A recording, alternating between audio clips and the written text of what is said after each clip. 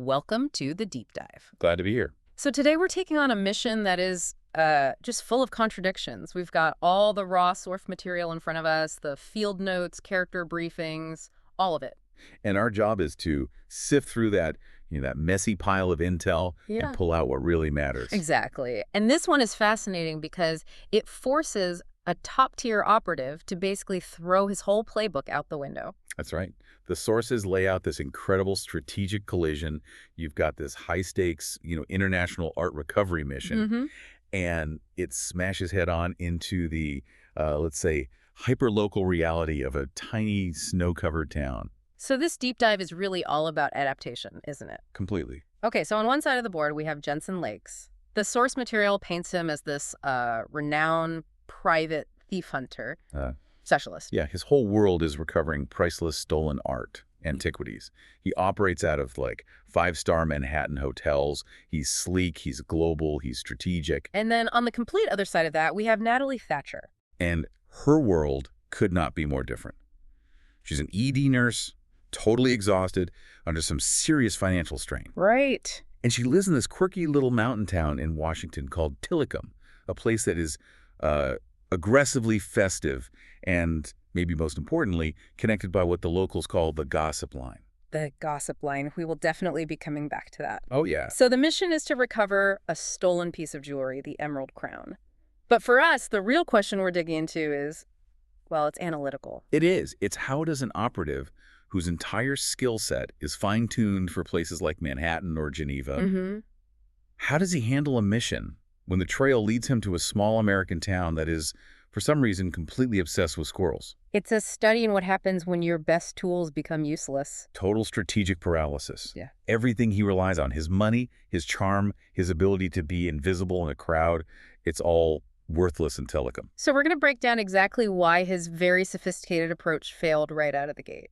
And how he had to rely on a totally radical adaptation and some very specific local knowledge to even have a chance at success. All right, so let's unpack the operative himself first. Jensen Lakes. The sources give us the classic description, right? Handsome, charismatic, and charming. Right. But we have to look deeper than that. Of course. The sources make it really clear that these aren't just, personality traits. They're tools. They are part of a very carefully constructed persona. The Playboy image. The Playboy, the art connoisseur. He has several. He uses them as tactical instruments to get close to his targets. It's all a performance. And we get a perfect example of this tradecraft right away, don't we? The first scenario in the source material is the figurine heist. Yeah, in this super high-end New York City hotel right before Christmas. The setting itself is a tool for him. Absolutely. The place is just dripping with holiday decorations. We're talking massive silver and gold Christmas trees, garlands everywhere. It creates a lot of noise, a lot of distraction. Which is perfect for what he needs to do. It's camouflage. And his target for access is a woman named Delphine. The description is short, but effective. Expensive. Yes, expensive. Deep red gown, French accent. And the sources are very clear on this point. Jensen's attraction to her was completely feigned. It establishes that professional detachment right from the start. And his approach, it's textbook. It's all about manipulation and pattern interruption. He doesn't just go up to her. No, that would be too simple. He makes eye contact, and then he pointedly ignores her, looks at his watch, acts like she's not even worth his time. It's an ego play. A huge ego play. These high-value targets, they're not used to being ignored. Indifference is like a magnet. It forces them to engage on his terms. So she takes the bait, and then he flips the switch. He does. He gives her this exaggeratedly slow once-over, buys her a drink, and uses just enough charm to get invited up to her room on the 8th floor. Yeah. All under the guise of seduction. And once they're in the room, the extraction is, well, it's risky. It's very high risk. He drops the facade immediately. The door closes, and he pushes her against the wall. But it's not about passion. No, it's about control. Exactly. The source material says he knew she was just as likely to put a knife in my back as return the kiss. So it's an immediate, aggressive assertion of dominance. And the key to the whole thing is the diversion. The shower. Yeah. He tells her, lather up that exquisite body so you're nice and slick. Such a great line. It is. And it gives him the perfect operational window. She's busy. The sound of the water covers any noise he might make. And he uses a small tool, gets the figurine, and he's out. But this is where you see the real tradecraft. the improvisation under pressure. Yeah. Because he's immediately pursued by her men. Right. He knows the stairwell is better than the elevator, fewer cameras, but the lobby is going to be covered. So he makes this incredible snap decision on the 3rd floor. Just in milliseconds. Yeah. He sees a guy coming out of a room in a full Santa Claus costume. Fake beard and everything. And this is the detail I love. He offers the guy $1,000. Cash. Right. And that specific number, $1,000, it's so important. Mm-hmm. It's not 100, which you might argue over. It's not 10,000, which is suspicious. It's this perfect high-value amount designed to just overwhelm the guy's confusion and get him to comply instantly. So it's not just buying a disguise, it's buying compliance from a civilian under duress. Exactly. And it works perfectly. He throws on the suit, the beard. And just melts into a crowd of partygoers waving as he leaves. His pursuers are looking for a man in a bespoke suit, right? Not a jolly, anonymous Santa Claus. The disguise is flawless. So he gets the job done, he makes the transfer, and he's thinking about maybe seeing his sister Nora for the holidays. But nope. His handler, Maple Exton, calls him immediately. Next mission. High priority. This is the Emerald Crown, a huge piece of jewelry stolen from the Beaufort family, some aristocrats. And the trail leads them straight to the mountains near Seattle, to this one particular small town. Tilikum, Washington.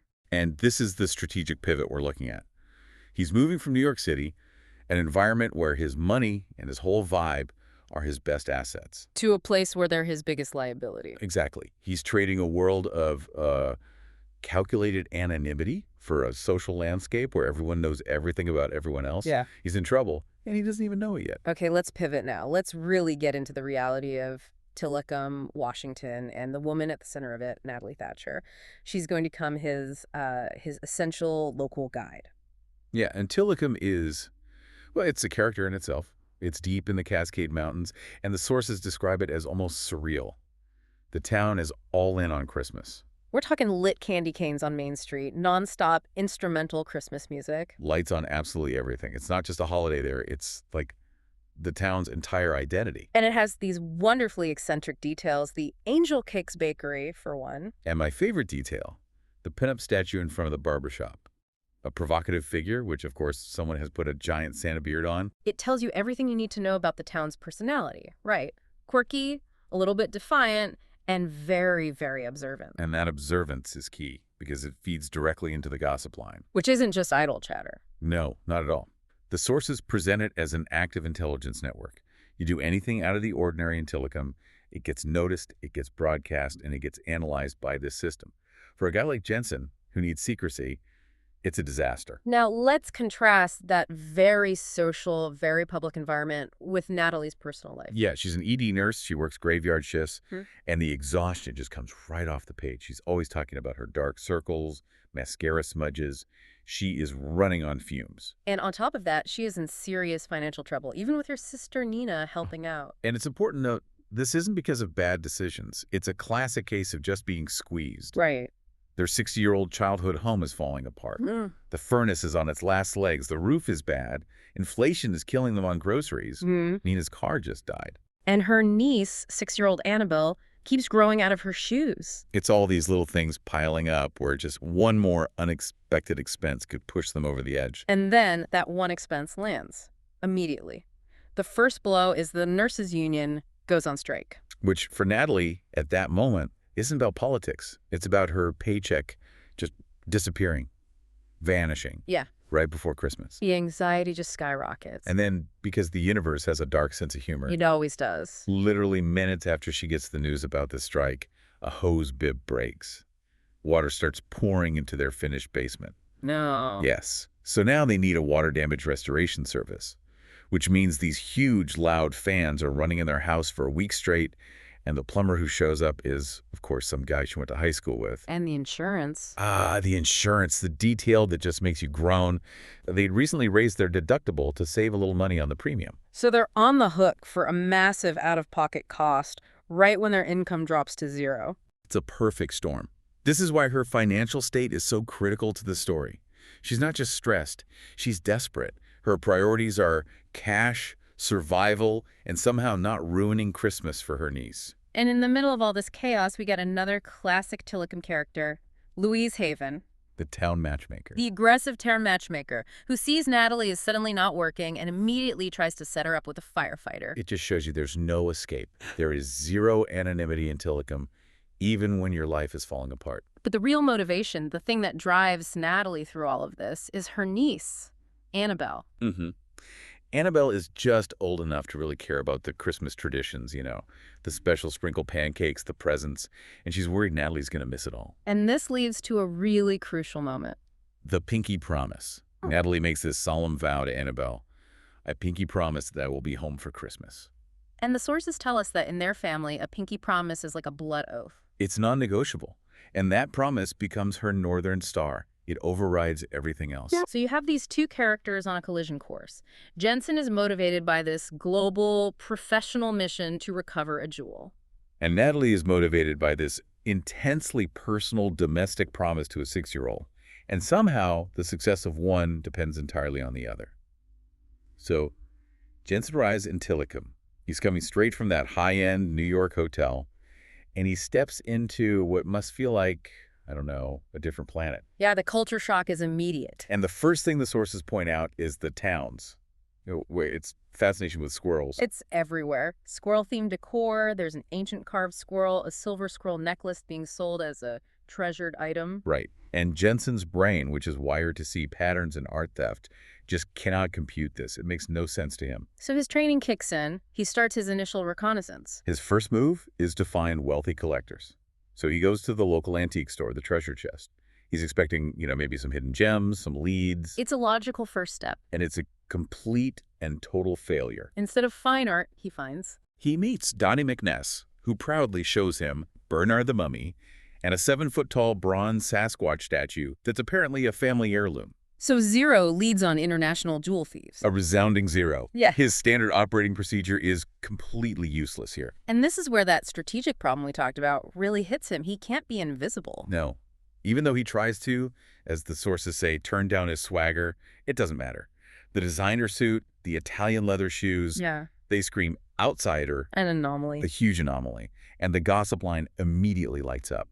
So he realizes pretty quickly that he can't do this alone? Yeah, he needs help. He needs a local asset, a guide, someone who can translate the town for him. And crucially, someone who can navigate that social network without feeding it more information. Which is how he identifies Natalie, the exhausted, financially desperate ED nurse. He needs, in his words, the perspective of a local. So first big challenge together becomes controlling that gossip line. He can't move forward with all that scrutiny on him. And Natalie's strategy is just brilliant. She says, keep them talking, but point them in the wrong direction. She doesn't try to shut it down. She weaponizes it. She does. She calls up Mrs. Dallas, who is clearly the central hub of the Tilikum intelligence network. The queen bee of gossip. Exactly. And she feeds her this perfectly crafted rumor. Jensen Lakes is a runaway groom. He's hiding out in Tilikum to escape his wedding to some British aristocrat. It's genius. It's just dramatic enough to be believable. It explains the fancy clothes and why he's alone. And it successfully diverts all that intense local attention away from, the real mission. It's localized counterintelligence. So with his cover story in place, they move on to the next problem. His look. Strategy number 2, the Tilikum makeover. Natalie tells him flat out, the suit has got to go. You stick out. So they go to Friendly Farm and Feed. The kind of small-town store that has literally everything. And he trades his bespoke suits for flannel shirts, jeans, and a pair of proper snow boots. And the texts from his sister Nora are pretty funny. She's horrified. She is. But it's a critical move. He's literally shedding his professional persona, his skin, to blend in. It shows he's willing to adapt. Which brings them to strategy number 3, actually gathering some intel. Natalie suggests the local bar, the Timber Beast Tavern, but she's very specific about the time, 4 p.m. Why 4 p.m.? That's the sweet spot, is the grab a beer after work and be in bed by 9. Crowd, they're relaxed, they're talking, but they're not suspicious. And while they're there waiting, Jensen actually opens up a little bit. He does. It's a rare moment of vulnerability. He tells her he didn't start out as this, sophisticated operative. He started as a kid stealing candy and then stealing from his rich father's friends. And he got caught. Not by the cops, but by the right man, who saw his potential and recruited him into this organization. That admission must have built some trust with Natalie. I think so. It made him more human. And just then, the strategy pays off. They overhear a conversation. Mm-hmm. Some locals are talking about this odd duck on the north side of town, a guy named Julian Myers. And the details are perfect. Pretentious house, new cars, fancy clothes. Imported marble statues, that's the kicker. The locals see him as pretentious and showing off, but Jensen hears. Art enthusiast. Potential high-end collector. This is the lead they've been desperate for, and they got it not from hacking a server, but from eavesdropping in a small-town bar. It's a total vindication of Natalie's strategy. The flannel and the 4 p.m. beer worked where the designer suit failed. So now that they have a target, Julian Myers, the mission shifts back into territory that's a little more familiar for Jensen, but it's still Tilikum style. Right. They need to get close to him, which means they have to infiltrate the annual Snowflake Ball at the Grand Peak Hotel. And this is where some of the high-tech gear comes back out. Jensen gets them earpieces for communication. And the sources note these are devices they're not supposed to have. Yeah, which suggests this is off-the-books, high-risk stuff. The stakes are definitely getting higher. So their strategy for the ball is interesting. It's kind of reverse psychology. It is. The theme is blue, silver, and white. Snowflakes. So what do? They wear black. Exactly. He's in a classic tux, and she's in a stunning black cocktail dress. They deliberately stand out. The goal isn't to blend in, it's to attract attention, right? To make people, including Julian, curious about them. It's using social gravity as a weapon. Make them come to you. But then things get complicated. Natalie's past literally walks right up to them. Tucker Ross, the ex-boyfriend who cheated on her. And Jensen's reaction is, well, it's very telling. It's immediate and very possessive. He pulls Natalie close, looks the guy dead in the eye, and just dismisses him. And you were just leaving. That feels like more than just protecting an asset. Oh, it is. It's blurring the line between the mission and his personal feelings. A protective instinct is kicking in. And after that little drama, they focus on the real target. Jensen executes the plan perfectly. He accidentally bumps into Julian Myers, makes him spill his champagne, and that forces an introduction. And they confirm he's their guy. He's wearing a Brioni suit that probably costs 10 grand. Yep. But just as they're making progress, the mission gets yanked in a completely different direction. Jensen gets an urgent call. He has to go to Paris. Immediately. He's chasing his nemesis, this notorious thief named Archer Prince. The global stakes are back in play. So he leaves Natalie a very formal, simple note and just leaves. And almost as soon as he's gone, Natalie's world gets chaotic again. Yeah, she gets into a small car accident, icy roads, on her way to the picket line. She's okay, but she's banged up. And Jensen's reaction to this, when he finds out, is the real turning point. It is. He's on his way to Paris. He calls her. She doesn't answer. And he just turns around, mid-journey. Which is a massive breach of protocol. You don't abandon a primary mission like that. Never. He rushes back to Tilikum, gets to her house, and it's a mess. There are overturned Christmas ornaments, a tipped-over chair. And his training kicks in. He sees signs of a struggle. He panics. He thinks Julian got to her. So he races to the hospital and finds out she's just a patient recovering from the car accident. And the relief he feels is just overwhelming. And it all comes out in that moment in the emergency room. He cups her face, and he just kisses her. Passionately. All pretense is gone. Natalie's internal thought says it all. Jensen Lakes had just ruined me. The professional line is completely gone. And with that emotional climax, they're now fully united on the mission. Natalie agrees to help set a trap for Julian. She's going to go on a fake date with him. They do their surveillance on his house first. It's gated, cameras everywhere, backed up against a river. It's a fortress. And Natalie's part of the plan is brilliant. The gym flirtation. She plays it perfectly. She makes it seem like her thing with Jensen was just a very temporary mistake, which makes Julian feel like he's winning. He invites her over for dinner. So she's in. She's in. And she's taken it all in. The house is expensive, but there are no Christmas decorations. He's obsessed with French cooking, French art. And he never asks her a single question about herself. Not one. She's just an audience for him. While he's showing off, she finds an unlocked French door in his study and opens it for Jensen. And then she gets him to show her the prize. She steers the conversation to his most recent find, and his ego can't resist. He opens a hidden panel behind a painting, and there it is, the Emerald Crown. But just as they're about to win, the trap springs. It does. Jensen gets in, he grabs the necklace, and he's on the line with his handler, Maple, and she drops the bombshell. Archer Prince never showed up in Paris. The whole trip was a diversion. The Emerald Crown wasn't the target, it was the bait. And Natalie was the real target all along. A horrifying realization. Archer used Jensen's obsession with him to draw him away and leave Natalie exposed. And the abduction happens right then. While she's out shopping, Julian grabs her from the back of a boutique and drags her out. And then Archer Prince himself calls Jensen to gloat. He hired Julian. The mission was never about the jewel. It was about getting leverage over Jensen through Natalie. So it all comes down to a final showdown. In a remote cabin, during a blizzard, Jensen gets there and finds Julian outside, shot dead. Archer cleaned up his loose ends. And Archer has Natalie. He uses her as a human shield. But Jensen just slams into him, knocking Natalie free. Archer is subdued, not killed, and they manage to escape into the storm. And in a perfect Tilikum ending, who rescues them on Christmas morning? Woody Blankenship, the guy who plays Santa Claus and also drives the town snowplow. They're literally saved by the spirit of Christmas. So the aftermath, it's this incredible double victory that ties everything back together. It really is. First, and maybe most importantly, Natalie is home for Christmas. The pinky promise. She fulfilled the pinky promise. She got there on Christmas morning, thanks to a spy and a Santa on a snowplow. And second, her massive financial crisis is just gone. Wiped out. Jensen tells her that because of her role as a local asset, which was absolutely essential, she gets half of his fee. Standard practice. Which comes out to $500,000. $500,000. And you have to pause on that. This isn't just a bonus. It's life-changing. The basement repairs, the dead car, the furnace, Annabelle's shoes. All of it. Solved. It's freedom from that constant grinding anxiety, and it came from the most unexpected place imaginable. Then, of course, there's the romantic resolution. Jensen makes it clear. He tells her, "I meant what I said," confirming that the kiss in the hospital wasn't just about relief, it was real. And the epilogue gives us that final confirmation.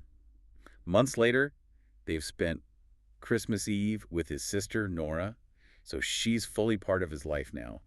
They come back to Tilikum. And he proposes in her living room, under her Christmas tree. And that location is so important. He's not pulling her into his world of five-star hotels. He's committing to a life with her, in her world. A life of adventure and partnership. And this whole experience just fundamentally changes Jensen. He says he found himself in Tilikum. For his whole career, he'd maintained this invisible and unspoken line around himself. Very professional wall. An emotional and professional wall, yeah, to protect himself. And he realizes that his true self wasn't the guy in the bespoke suit. It was the guy in the gaudy Christmas pajamas. Playing a bloody board game with their family. The persona finally cracked, and the real person came through. Tilikum, this quirky little town, it forced him to become vulnerable. And by doing that, he didn't just get the Emerald Crown, he got a partner. Okay, so let's synthesize this. What have we really learned here? We saw a brilliant, high-level operative who was completely neutralized by a low-stakes environment. Yeah, his very expensive, very sophisticated tradecraft was just. It was no match for a small town where everybody knows everybody else's business. The big lesson here seems to be about operational priorities. I think so. Jensen's skills, the improvisation, the diversion tactics, like with the Santa suit, they were top-notch.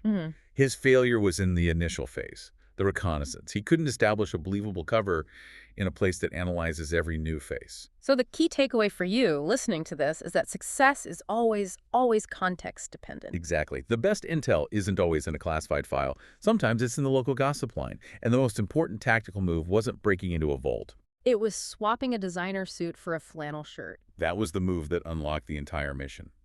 It's a reminder that a master operative needed a sleep-deprived nurse to teach him how to blend in. Her local knowledge was the key.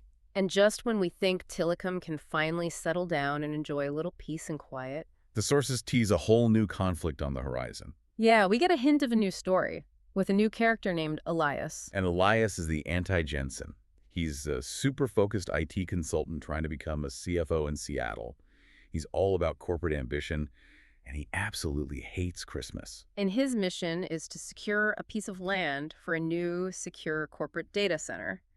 And the land he needs just so happens to be in Tilikum. And the irony is, it's owned by the parents of his old high school girlfriend, Isabel. So he has history there. His internal thoughts mention things like Horace the guard donkey. He knows the town. But the threat has totally shifted. Tilikum isn't dealing with jewel thieves anymore. Now it's facing down, relentless corporate expansion, a high-stakes land battle. The clash of worlds is just going to continue. We've gone from bespoke suits versus Christmas pajamas to secure data infrastructure versus small-town heritage. It just proves that Tilikum is somehow the epicenter of all this high drama. A whole new kind of chaos is coming. Until next time, stay well informed. And remember, sometimes the best intel is just a phone call to the local gossip queen away. See you on the next deep dive.